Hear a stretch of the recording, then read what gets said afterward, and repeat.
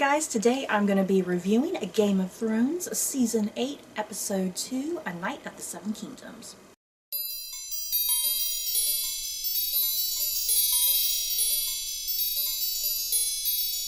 Whew, you guys, this episode, not gonna lie, I teared up, I think, 2 times.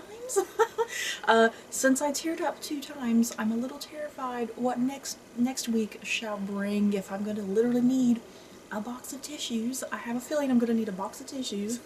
Last week's episode primarily dealt with, kind of reestablishing the pieces, reestablishing where the characters are, reestablishing some relationships. We had all these reunions, really resituating us back into the world of Game of Thrones and what's to come. And I think this episode was sort of doing the same thing as well, but I think it definitely had a lot more going on within it, and yeah, we'll get to some of those big moments that happened in this episode. But yeah, I think there was definitely a lot more things going on, especially character specific details, which is where a lot of some of the emotional moments came into play. And I think another thing with this episode, one of the biggest themes I in particular took from this episode was a lot having to do with death. Because even at the War Council meeting, there's a discussion of death. We'll talk about the War Council meeting in more specifics later, but yeah, even at the War Council, Bran discussing the Night King's motivations, it all has to do with death.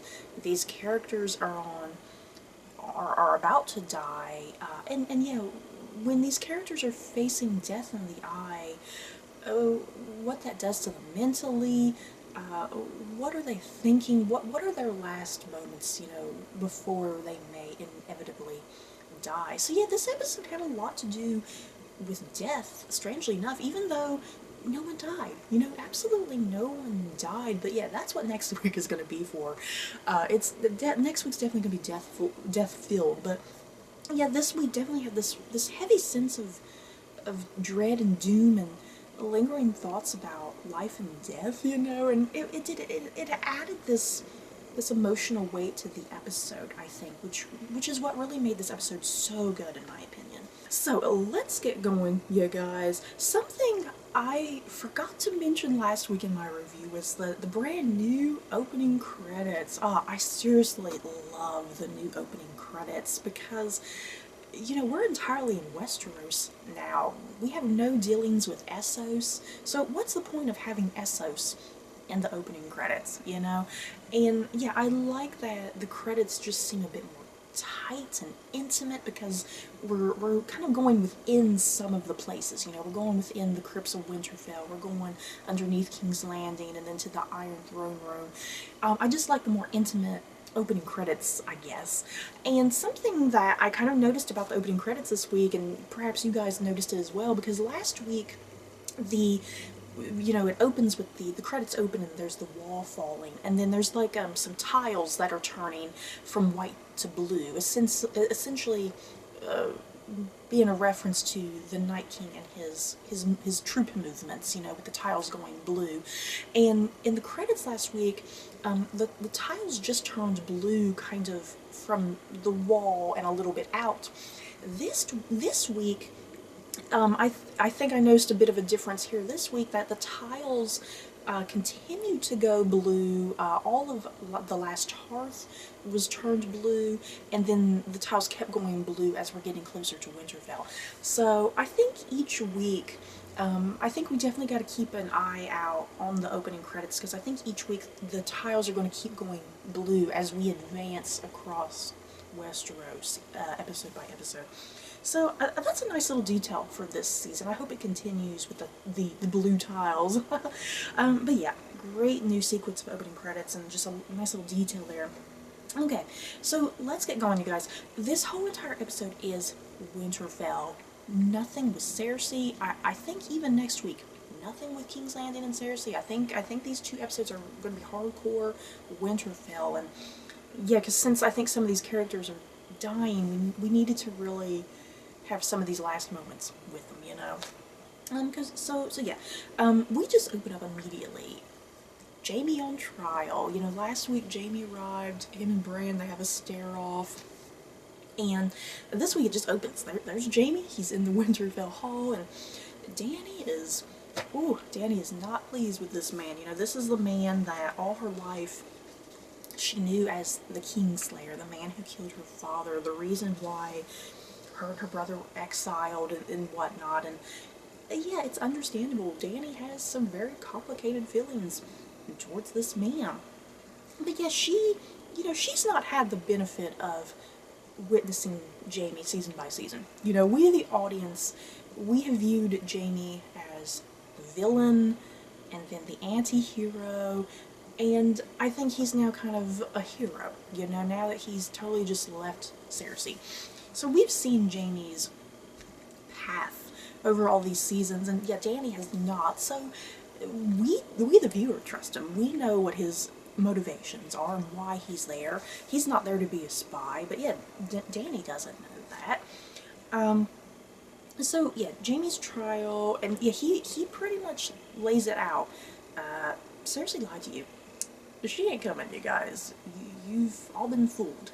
And ooh, this really pisses Daenerys off. And yeah, she immediately looks right on over at Tyrion like, Tyrion, we're gonna have some words later because you told me Cersei was gonna provide for us. So what happens next? A great moment with Brienne, because I was waiting for Brienne to jump up, and Brienne finally jumps up. She stands up for Jamie and vouches for him, you know, essentially saying, you know, he was my captor at one point.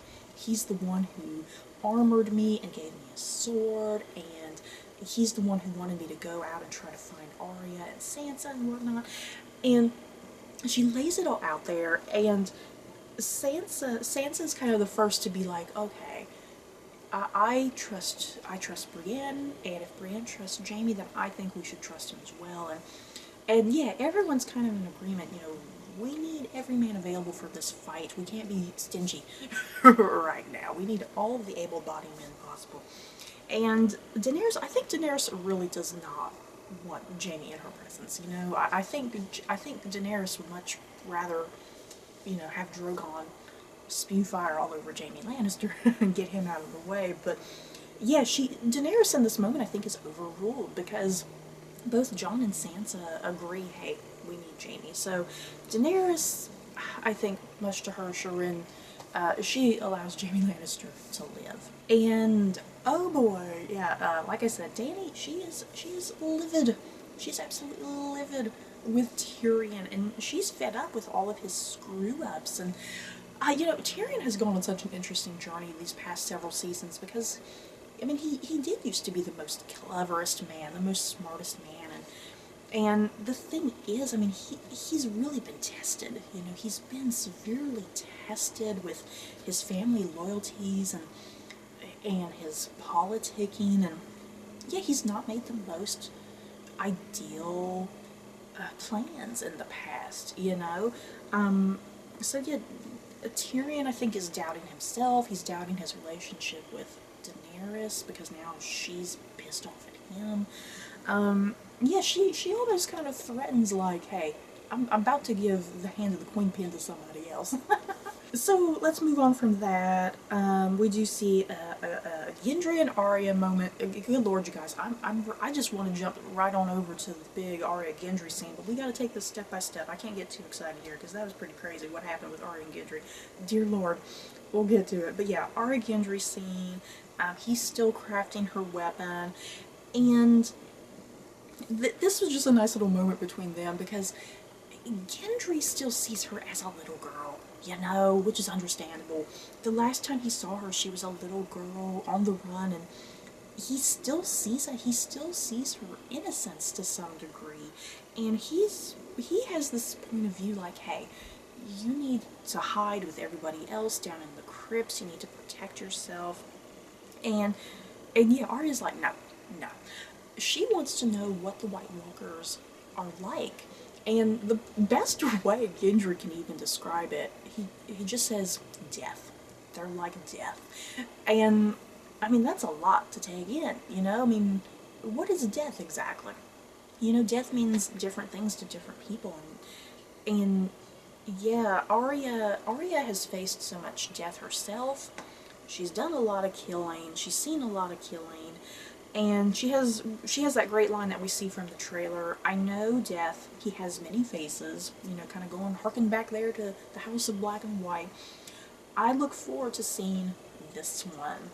So I'm guessing she's referencing the Night King, possibly? There's no way Arya is going to take down the Night King, surely.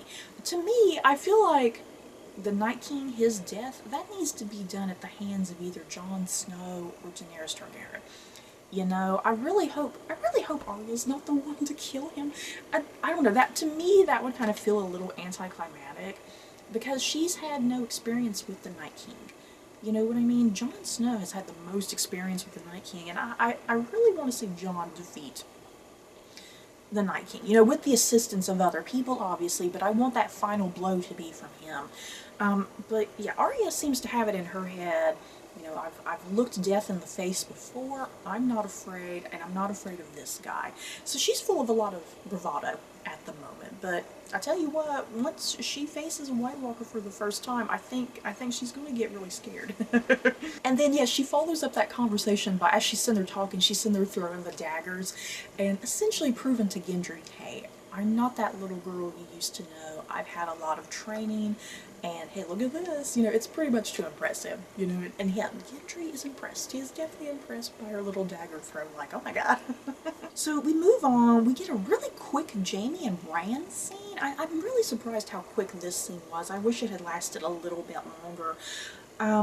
Because yeah, Bran, in the little trial sequence, he does mention the things I do for love, but he does not tattle on Jaime. Strangely enough, he does not mention anything, and yeah, I think Jaime is even concerned, like, hey dude, you had an opportunity right there to say that I pushed you out the window, why didn't you tell them that?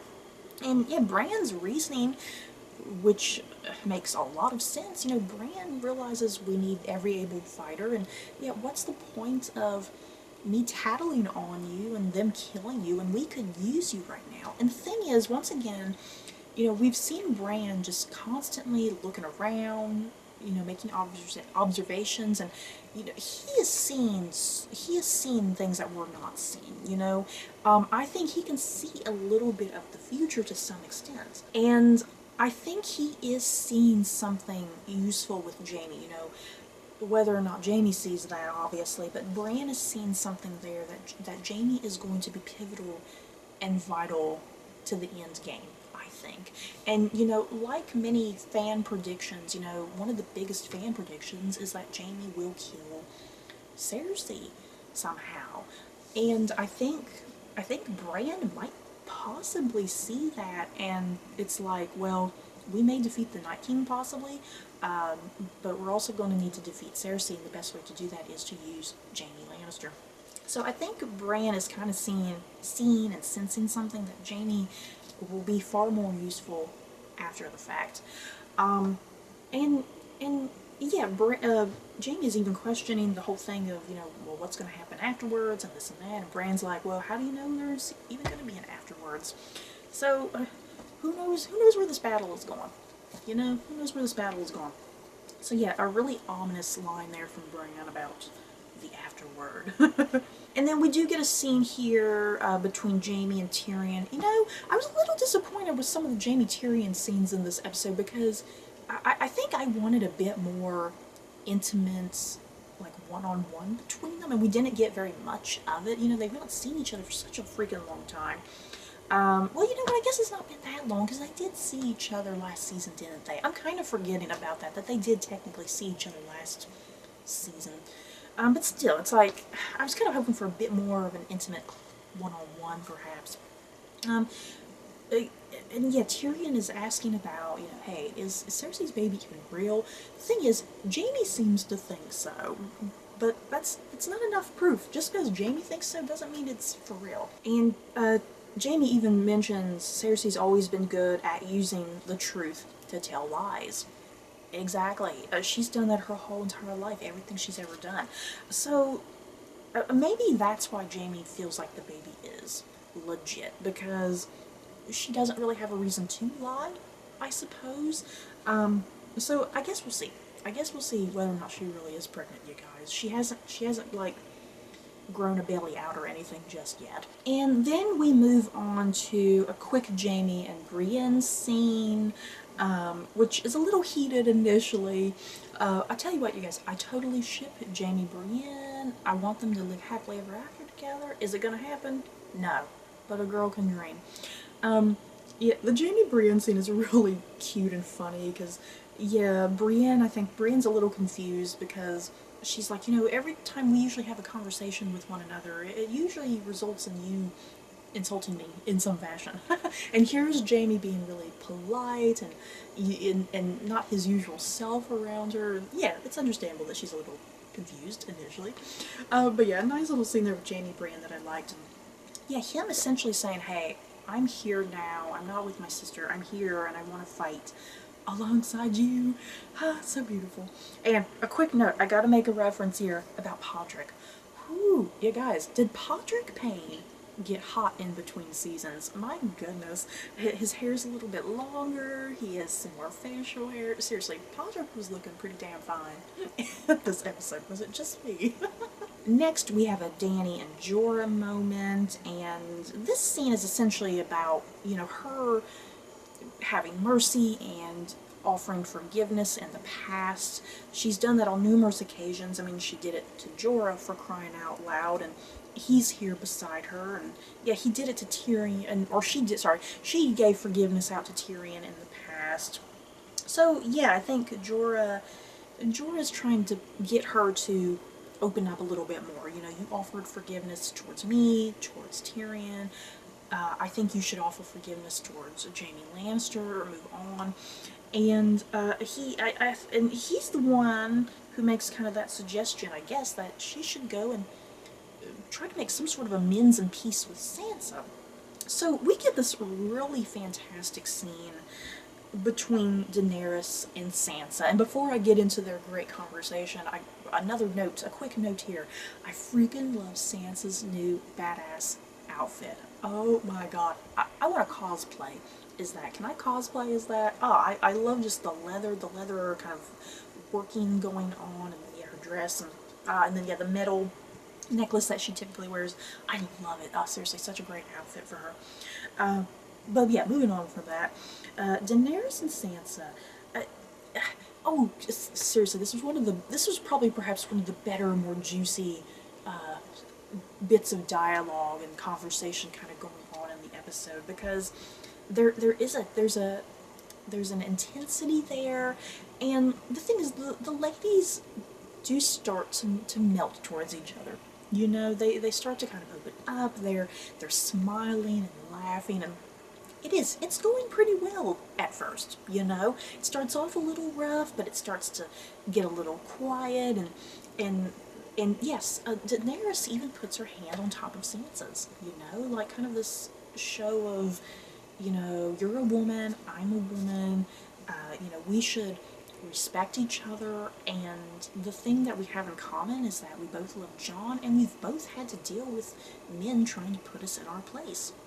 And yeah, I think Sansa totally agrees with that, I think Sansa does respect Daenerys on that level, I think she has respect that Daenerys is a fellow woman, that she's faced a lot of adversity, and yeah, they both love Jon, for crying out loud.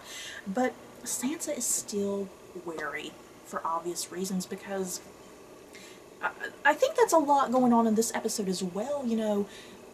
People are kind of questioning, okay, well, what is going to happen after this battle if we do win, because people have still got to look to what's to come. And Sansa is even saying, well, what about the North? What happens to the North after this? Because you may take King's Landing and you may take the Iron Throne, but we up here in the North, we vowed that we were never going to bow to anybody down there in King's Landing ever again. So, yeah, it's like Sansa wants a complete distance from King's Landing. She wants the North to be its own kingdom, pretty much, and have their own king and queen and whatnot. And yeah, Daenerys does not like that. You know, Daenerys came to Westeros to unite the Seven Kingdoms and have everybody be happy and as one, and she's very naive about that. You know, Daenerys is very naive about that, and just a real stickler when it comes to that. She's very stubborn, and yeah, she immediately just removes her hand from Sansa, like, you know, I thought we were having a moment, and you ruined it. But I'm totally on Sansa's side, you guys. I'm totally on Sansa's side. The North has gone through so much shit. But yeah, I think then and there was not the time to bring up, hey, what about the North? you needed to lure Daenerys in a little bit more and get her more on your side, Sansa, I think. So yeah, it goes back to being intense between Sansa and Daenerys, unfortunately. But still, I appreciated the effort. You know, I appreciated the effort that Sansa and Daenerys were making towards one another. And yeah, Daenerys is the one who made the first move. You know, Daenerys is the one who went to Sansa, not Sansa going to Daenerys. So I appreciated the effort of the two of them really trying to get along and really developing that mutual respect and understanding between one another. But yeah, it just ends badly. Once Sansa's like, hey, what about the North? And you guys, Theon returns to Winterfell. Yes, this moment was surprisingly very emotional. Just the acting between Alfie Allen and Sophie Turner, I mean, there's not really much going on there. There's not really any words spoken there, but it's just this really beautiful, subtle moment. And Theon returns, and he's sitting there saying, I'm here to fight for Winterfell. And Sophie Turner, just, you could see that emotion in her face, like, oh my god. And she just runs on over to Theon and hugs him. And it's surprisingly beautiful and emotional with Sansa and Theon.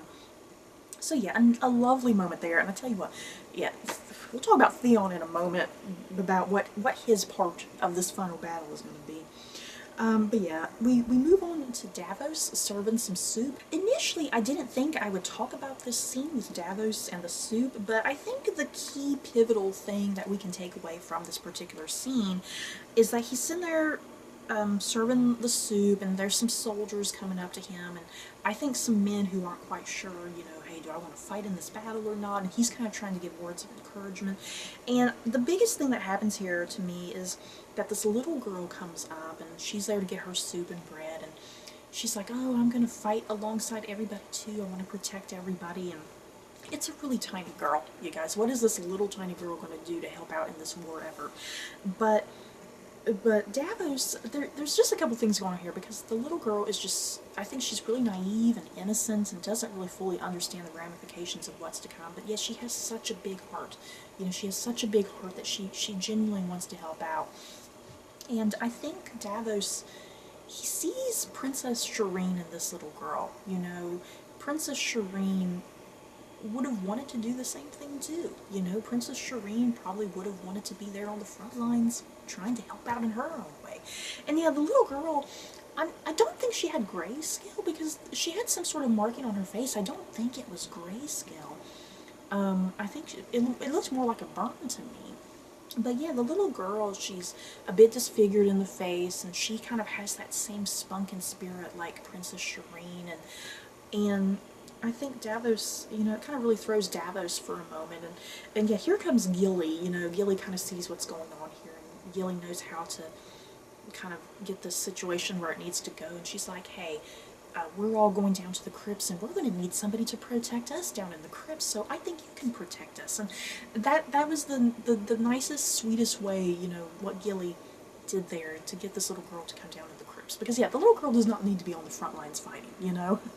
So yeah, just a small moment there with Davos and this little girl and Gilly, but I think very effective, you know, and just kind of an unspoken thing there going on in the back of Davos's mind. I think him thinking about Princess Shireen, and that she's gone and she could and should still be here. Okay, so we do see members of the Night's Watch return. We see Ed and Tormund and Beric, and yeah, it's all fun and games at first. And oh my god, Tormund, here comes Jon. He's coming in to give Ed a big hug, and here comes Tormund just pretty much pushing Jon out of the way and hugging Jon.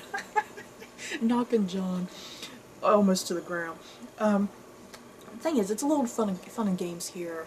with this reunion between John and Ed and Tormund and Beric, and they have some bad news though, because we know what happened at the last hearth, we know what happened to the Umbers. I am still traumatized by little Lord Ned Umber. Yeah guys, I'm still traumatized. So yeah, they come bearing bad news about the last hearth, about the Umbers, and the White Walkers on the way. You guys, we don't have too much longer. They're pretty much going to be here within like 24 hours. So yeah, not good, and not good.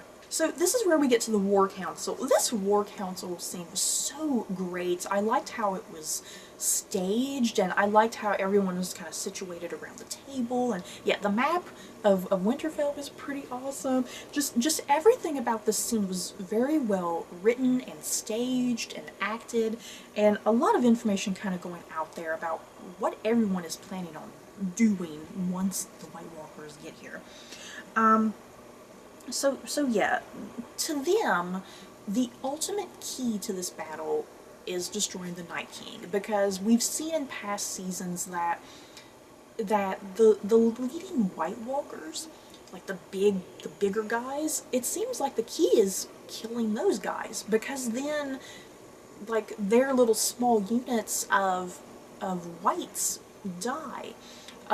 Like the leading guys have some sort of magical power, and that their magical power is connected to the zombies essentially. So they're all kind of coming to this opinion like, well, if we get the Night King, will that kill everybody essentially? So will it work that way? That's the question. Will it work that way? Is the Night King, is he the key to solving this whole battle? I'm curious about that. You know, killing him, does it kill everybody? I'm not sure. And you know, well, I almost feel like that would be a little anticlimactic almost. I don't know, maybe not. Because the thing is, the Night King, he's very intelligent, he's not stupid.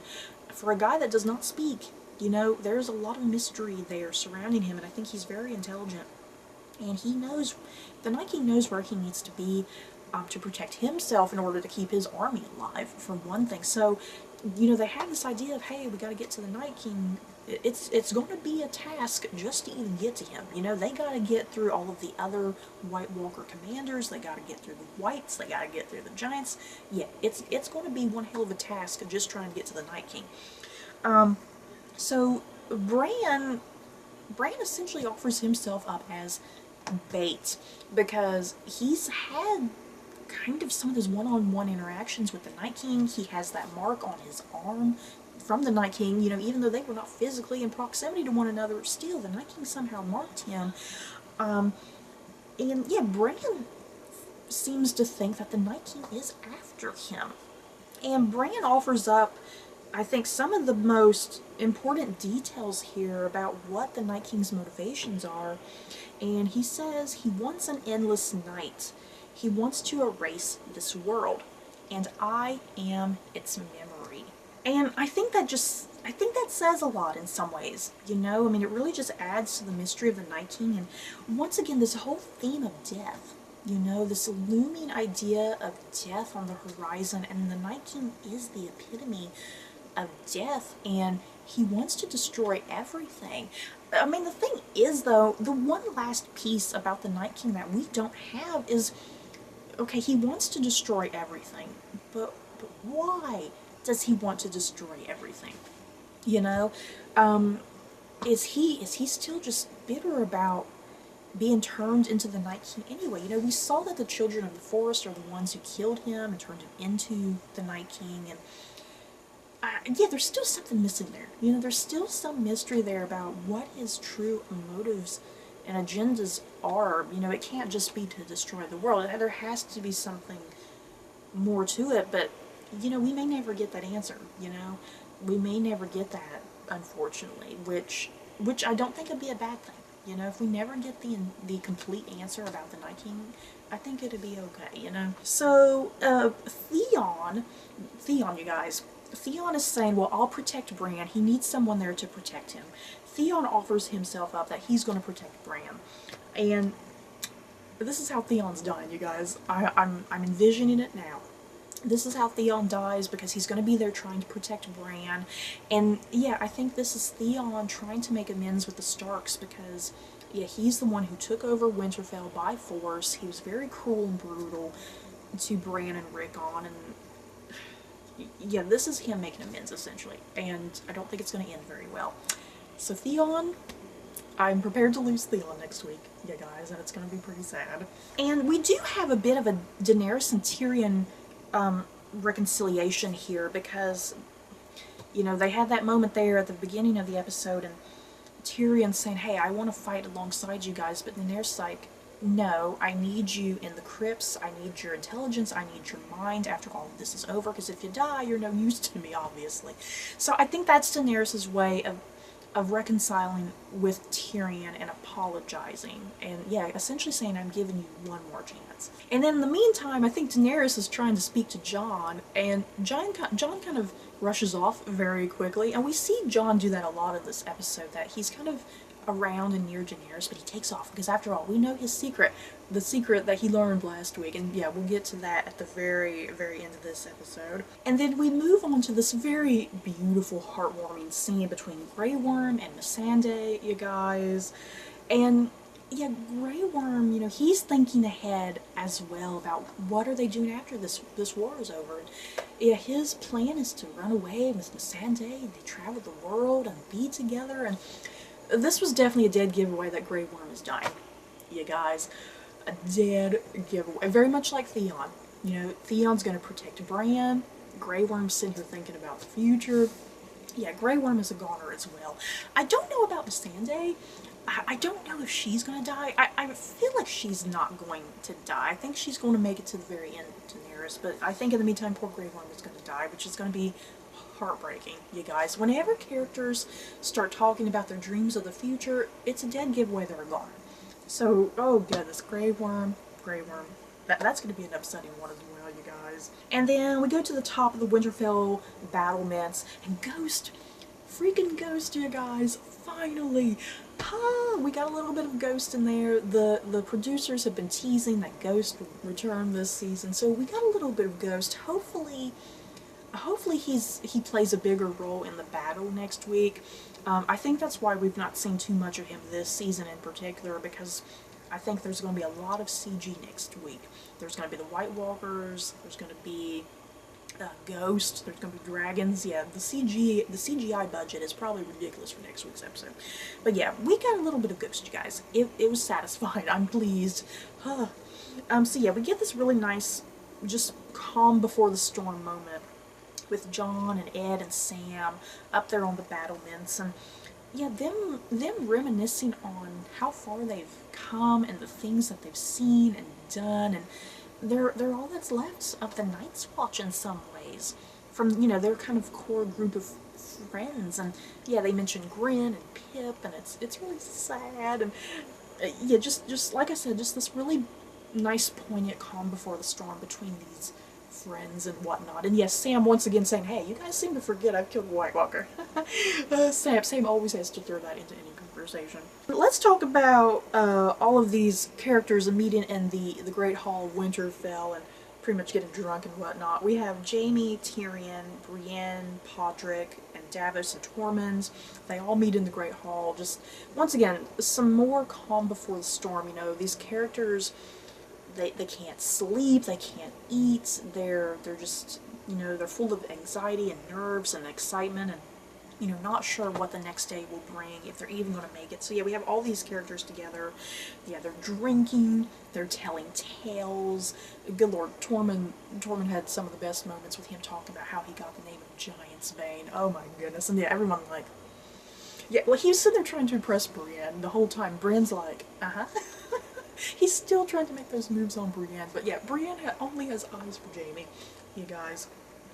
And yeah, this whole thing, it eventually ends with Jaime knighting Brienne of freaking Tarth, you guys. Brienne becomes a knight of the Seven Kingdoms, as the title of this episode should suggest. And this was a very beautiful, poignant, emotional moment as well. I got teary-eyed. Because Jaime's like, okay, Brienne, a knight can knight another knight, so I'm going to knight you. And I think initially Brienne I think she thinks Jaime's maybe teasing her You know, I think Brienne thinks that Jaime's maybe teasing her, maybe mocking her like he usually does, but no, Jaime, you know, he's like, hey, come over here, he has the sword out, and I think it hits Brienne like, oh, he's serious, and she goes over there, and Jaime Lannister knights Brienne of Tarth, yeah guys, and it was another one of those surprisingly emotional scenes. It was one of those scenes that I didn't know I needed until it happened, and it was glorious. I loved it. And yeah, Gwendolyn Christie, you see that emotion in her face, and it was perfect. So let's move on to some of the big things that happen at the end of this episode. Not much between Arya and the Hound, unfortunately.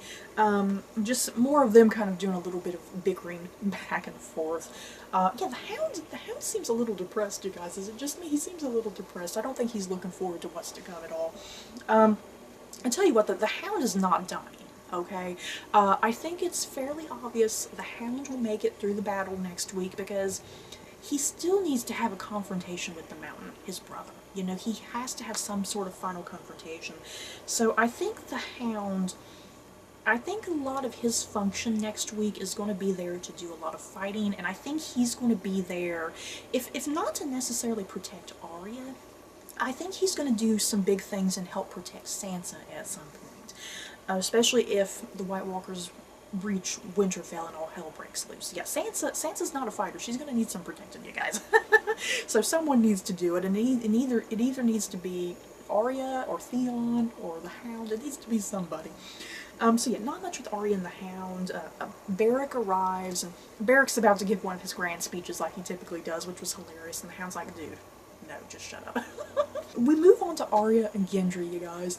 This was perhaps the most mind-blowing, shocking moment of the whole damn episode. I did not see this coming. Now, I will let you guys know, I have always shipped Arya and Gendry, okay? I have shipped them since season 2, and the thing is, I always used to think in the back of my head, you know, I ship them, but they'll never really become a thing. You know, they'll never really become a thing. It is more brother-sister between them. And, oh boy, the shock of my life that Arya, you know, here's Gendry, he gives her her staff. The staff is beautiful, you guys. She's sitting there spinning it around, it has some dragon glass on it. I can't wait to see Arya use this thing in action next week. And yeah, Arya, like I said, this whole episode is about death and what people do in the face of death. And Arya, she makes up her mind, hey, I want to have sex with you, Gendry. I want to know what it's like, just in case I die. I don't want to live my final moments not living it to my fullest potential, you know? And there Arya goes. She starts stripping off her clothes, stripping off Gendry's clothes. I think more than anything, I was just shocked that Maisie Williams went as nude as she did. I mean, we never got like a full frontal shot, but we still saw quite a bit of Maisie Williams, which I was kind of like, oh my god. You know, we the audience, we've seen Maisie Williams since she was a little girl, and it's kind of one of those cases like, oh my goodness, I don't want to see her naked, it's too shocking. I want to keep her innocent. And yeah, I tell you what though, I mean, this lets you know that Arya is a full-grown woman in control of her own damn life, because she says to Gendry, hey, I'm not the Red Woman, you take off your own pants. That was perfect. I loved it. You know, basically saying that, you know, Arya is in charge of this moment. You know, this is her moment, this is her choice. Gendry's not pressured her in any way to do it. So yeah, Gendry and Arya have a sex scene, you guys, and Maisie Williams goes a bit nude, and I was shocked. I loved it, though. I loved it. And yeah, that shipper in me, the Arya Gendry shipper in me, was just squilling with absolute delight. It was kind of strange and weird. Next, we get a quick moment with Jorah and Lyanna. You know, I've been waiting for a bit more of a lengthy scene with these two, because they are Mormonts, after all, and this is kind of all we get with them, unfortunately, but still, I'm glad we got it. We got a little bit of Jorah and Lyanna, and Lyanna, very much like that little girl earlier in the episode, Lyanna's like, hey, I'm fighting. I'm leading my troops. I'm not going to cower in the crypts of Winterfell like everybody else. And yet Jorah's doing his best. You know, he's even saying to Lyanna, you know, you're the future of our house. And he makes a point. He makes a very valid point. Lyanna is the future of House Mormont, and if she dies, I think House Mormont dies too. I mean, I don't know how many Mormons are left, you know? I know in the books that the Mormont family kind of gets a little wiped out. I want to say, if I'm remembering the books correctly, and yeah, Lyanna kind of is it, and she is the future, so it is a little upsetting that Lyanna wants to fight when she is the future, because Lyanna, the House Mormont needs a strong leader, you know, and if she dies, that leadership is kind of gone, and then the Mormont clan is in chaos, essentially. But still, I do love her determination here, like, hey, you're not telling me what to do, I'm fighting. And yeah, because, you know, Ian Glenn is like in his, I think Ian Glenn's in his 50s, and then here's little Lyanna Mormont, the actress, is, I think, like a preteen, so yeah, her talking to a much older man like that, the way she does, kind of excellent. But yeah, Jorah gives in, you know, it's like, if she wants to do this, let her. And yeah, she calls him cousin.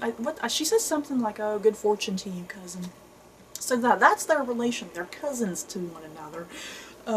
So yeah, a really cute moment there with Jorah and Lyanna, which I'm glad we got a little bit of something there, because yeah, I think Jorah is dying next week, you guys, especially after this moment with Sam, because Sam gives his sword over to Jorah.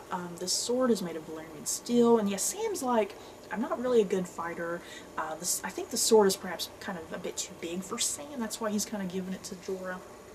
And yeah, Sam is essentially trusting his family's sword to Jorah and wants Jorah to use it. And yeah, a really nice moment there with Sam and Jorah. And yeah, Jorah is definitely on my death predictions. Yeah, guys. And then we get one of the best scenes, I think, in this whole episode, you guys. And that is the Jenny of Oldstones montage, the song. We see Tyrion, we go back to the Great Hall, and Tyrion's like, hey, does anyone have a song? And everyone's like, nah, I don't sing. And all of a sudden, here comes Podrick. Out of nowhere. Podrick, I don't think, has said a damn word the whole episode. And here comes Podrick, just out of nowhere, with this gorgeous, melancholy singing voice, and he sings the Jenny of Oldstones song. And this is just one of the most devastatingly beautiful, emotional moments in the whole episode, and we get this montage. And yeah, I'll go through kind of the montage very quickly. We see Sam, Gilly, and baby Sam in bed with one another. We see Theon and Sansa, Arya and Gendry, Grey Worm and Missandei, and then yeah, various characters kind of getting into some battle positions. And yeah, this scene in particular, just so beautiful, and I got some Lord of the Ring vibes. If you guys have seen Return of the King, there's this gorgeous moment halfway through the movie, and the character of Pippin, he starts singing a song right before some characters go out to war, and it's one of the most emotionally beautiful moments in Return of the King, in my opinion, with that song. And yeah, this Jenny of Oldstone song it provides the same effect, I think. You know, this is the last day some of these characters may have with one another, and yeah, that pervading sense of doom and gloom and death on the horizon. And yeah, Podrick, oh seriously, Podrick's singing voice, it really got to me. And yeah, another one of those moments, I got teary-eyed, you guys, not gonna lie. So we move on to that beautiful moment. If the episode had just ended there, it would have been perfect. But yeah, we have a bit more left to go, and Jon, he's like, okay, you know, he's been avoiding Daenerys the whole episode, you know. There's been all these little subtle things. Jon kind of moves off fairly quickly, and Daenerys is left there like, hey, you gonna talk to me? So Jon, he just straight up tells Daenerys the truth. He's standing in front of Lyanna Stark's tomb. Daenerys is like, hey, who's this? And he tells her it's Lyanna, and then, of course, she starts thinking about her brother Rhaegal, or brother Rhaegar, not Rhaegar, and that he raped her. But then, yeah, Jon's like, nope, he did not rape her. They are actually my parents, and I'm a secret Targaryen. We're related. And there's a lot going on here, you guys. There's a lot of emotion kind of going on Daenerys' face. I really liked how this scene was staged, because it definitely mimicked last week's episode when Sam was giving this information to Jon. And once again, you know, the camera was on Jon's face the entire time last week, and it's on Daenerys' face this entire time this week. So I liked how that was mimicked. and yes, seeing Emilia Clarke kind of process that information as Daenerys and whatnot. And yeah, there's not much time to process here, because as soon as this information is delivered, the horns are blown. Here comes the White Walkers. They're right there outside the crypts of Winterfell, and the battle is about to begin, you guys. The battle is about to begin. Seriously, this was an amazing episode, you guys. I really loved it. Even though it was a slower episode and there was still not very much going on in some ways, the thing is, this was still an episode that provided a lot of character development, some more reunions. And yeah, like I said, the big theme of death, you know, really enhancing that theme of death and what these characters are about to face, because yeah, I think we're about to lose a huge chunk of these characters. So I can't even begin to think what's happening after episode 3. You know, I've kind of had in my head, I know exactly kind of what's happening with these first 3 episodes, but yeah, what is happening after that? You know, I can't even begin to fathom what's going to happen. Yeah, are they going to win this battle? I don't know. How is Cersei going to kind of get re-tied back into things? Yeah, the Daenerys and Jon Snow relationship, I mean, how is this going to affect the two of them? Because, I mean, that's a big looming question, you know. Daenerys makes it clear, you technically have a claim to the Iron Throne now. So, are they going to still be lovers? Or are they going to be enemies? I guess we'll find out in episode 4, after this whole thing ends. So yeah, you guys, a really beautiful episode, I think. I thoroughly enjoyed it. I can't wait for next week. I'm going to make sure I have a box of tissues next to me as I watch it. So yeah, my big final death predictions. Theon, Grey Worm, Jorah, most likely probably Ed, and maybe even Beric Dondarrion, possibly even Tormund.